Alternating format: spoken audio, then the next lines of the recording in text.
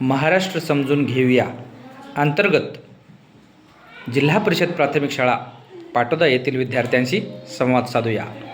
वर्ग कितवीचा आहे? मी तुम्हाला काही प्रश्न विचारणार आहे, उत्तर देशाल? माहूर हा तालुका कोणत्या जिल्ह्यामध्ये येतो? माहूर या ठिकाणी कोणत्या देवीचे मंदिर आहे? विष्णुपुरी प्रकल्प कोणत्या जिल्ह्यात आहे? जायकवाडी धरण कोणत्या जिल्ह्यात आहे? छत्रपती संभाजीनगर या जिल्ह्यात कोणत्या ठिकाणी जायकवाडीचे धरण आहे? पैठण या ठिकाणी कोणत्या संतांचा जन्म झाला? संत जनाबाईचा जन्म कोणत्या जिल्ह्यात झाला? परभणी जिल्ह्यातील कोणत्या ठिकाणी झाला? गंगाखेड हा तालुका कोणत्या जिल्ह्यात येतो? परभणी। महाराष्ट्रामध्ये क्षेत्रफळाने सगळ्यात मोठा जिल्हा कोणता? कोणता? अहिल्यानगर या जिल्ह्याचे पूर्वीचे नाव काय होते? अहमदनगर। अहमदनगर जिल्ह्यामध्ये भारतातील पहिला सहकारी साखर कारखाना कोणी काढला? विठ्ठलराव विखे पाटील। हे महाराष्ट्रातील कोणत्या जिल्ह्यातील होते? पश्चिम महाराष्ट्रातील सगळ्यात मोठा जिल्हा कोणता?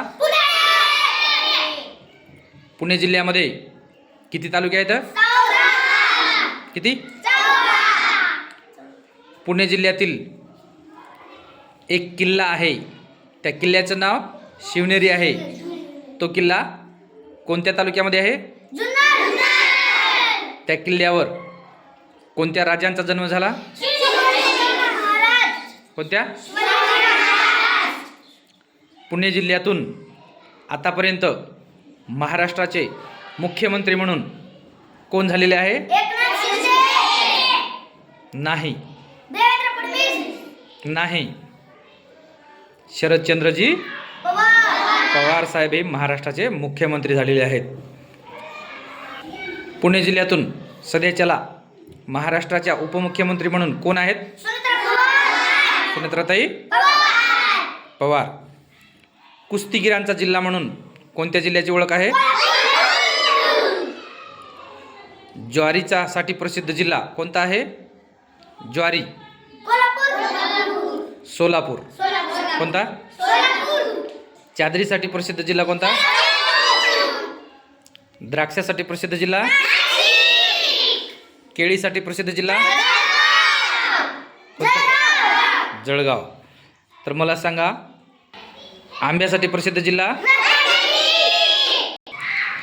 मराठवाड्यामध्ये किती जिल्हे आहेत? विदर्भामध्ये किती जिल्हे आहेत? 11 पैकी नागपूर विभागामध्ये किती आहेत? आणि अमरावती विभागात? कोकणामध्ये किती जिल्हे आहेत? किती? कोकणातील सर्वात क्षेत्रफळाने लहान जिल्हा कोणता? मुंबई शहर।